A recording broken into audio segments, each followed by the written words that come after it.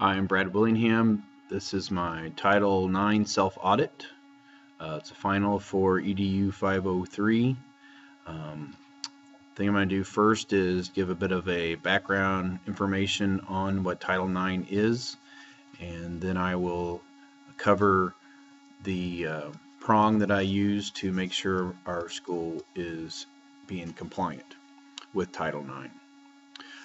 Title IX was written as a byproduct of the successful passing of the Civil Rights Act of 1964, which was written in order to end discrimination in various fields based on biological sex, perceived and actual religion, race and color, perceived or actual age, and national origin in the areas of employment and public accommodation.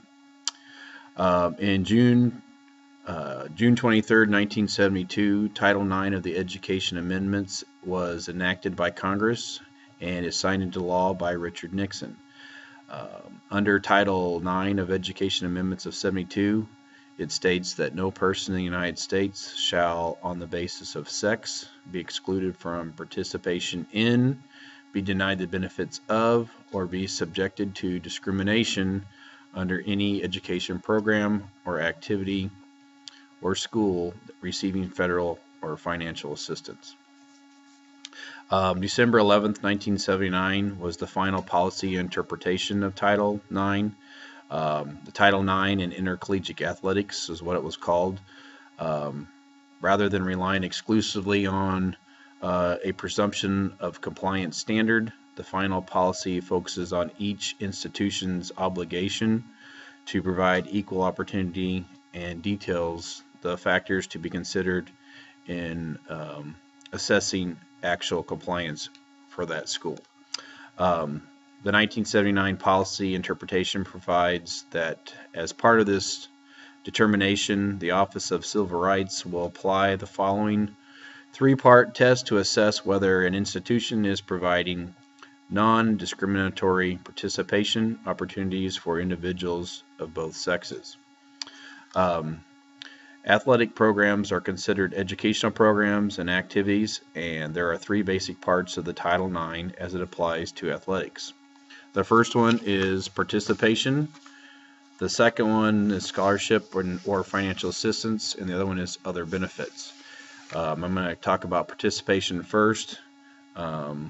Title IX requires that women and men be provided equitable opportunities to participate in sports, and Title IX does not require institutions to offer identical sports, but an equal opportunity to play. Because in some circumstances it may be unreasonable to expect an institution to achieve exact proportionality, for instance, because of natural fluctuations in enrollment and participation rates, or because it would be unreasonable to expect an institution to add athletic opportunities in the light of small number of students that would have been accompanied or accommodated to achieve exact proportionality. The policy interpretation examines whether participation opportunities are substantially proportionate to enrollment rates. Because of this determination depends on the institution's specific circumstances and the size of the athletic program. The Office of Civil Rights makes this determination on a case-by-case basis rather than through the use of a statistical test. Now, the scholarships or financial assistance under Title IX requires that female and male student athletes receive athletic scholarships, and their dollar amount should be proportional to their participation. Now, the last one is under other benefits. Title IX requires the equal treatment of female and male student athletes in provisions of equipment and supplies, the scheduling of games and practice times, travel and daily allowance, access to tutoring, coaching, and the locker rooms, practice and competitive facilities. Medical and training facility services need to be the same for both men and women. Housing and dining facilities and services need to be the same. Publicity and promotions support services, and recruitment of other student athletes. Now, under the first participation, there is what they call a three-pronged test, okay? And that's how you figure out if your school is in compliance, by doing these three tests or one of the three. To get a better understanding if you're in compliance, doing all three would probably be better. In this case, we were asked to use one of them. I chose prong one, and we'll talk about some of the things that I found with the numbers that we provided, or I provided. Prong one is normally about providing participation opportunities for women and men that are substantially proportionate to the respective rates of enrollment of full-time undergraduate students or students in general. Prong two demonstrates a history and continuing practice of program expansion for the underrepresented sex. And prong three is fully and effectively to accommodate the interest and abilities of the underrepresented sex. Okay, so I chose to do the first one, prong one, and basically it's a self-audit by using certain numbers about the amount of people that are in the school. I chose to do my self-audit at the middle school level at Eldon R1, mainly because most of my coaching experience has been at those grade levels. Out of the three prongs that are available, I chose to use number one, the substantial proportionality. The basic key issue in that one is to make sure that the athletic participation rate of women is substantially proportional to the enrollment percentage of women. After I went to the school office and talked to the secretaries, I got the correct number of students enrolled at the middle school, and then I also got the number of girls enrolled in the middle school.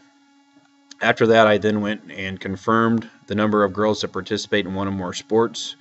I got this information from the current athletic director at the middle school.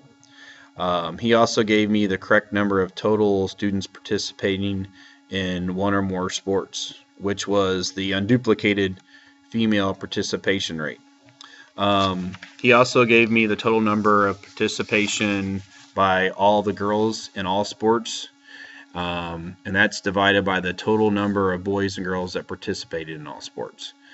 This computes the duplicated female participation rate. Now, at the middle school where I work, the female enrollment percentage was 51%, with 147 girls enrolled at the school. The total number of students enrolled at the middle school is about roughly 290. The unduplicated female participation rate was around 45%. The number of girls participating in one or more sports came to around 49. The total number of students participating in one or more of these sports was around 109. Now, these numbers can change, by 2 or 3 people, depending on sometimes because of grades. People are not able to participate because their grades aren't high enough, and that might fluctuate the numbers a little bit. But for addition and subtraction purposes, it's pretty accurate, or pretty close. The duplicated female participation rate is about 38%.